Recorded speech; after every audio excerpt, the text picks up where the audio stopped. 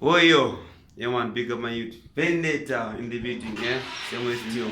Yeah, she was kinda.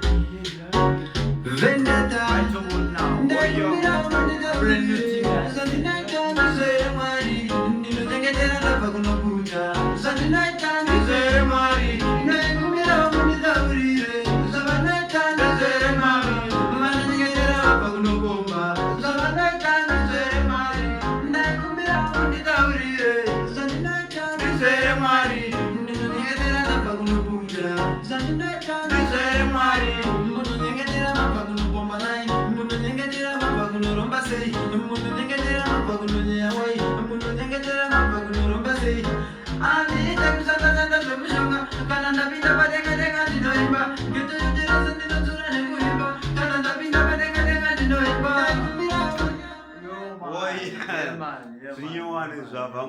Yeah man, big up yeah man, respect. PTK Music, 2021 brand new team. Yeah man, Vendetta Africa represents. Signing out. Yeah.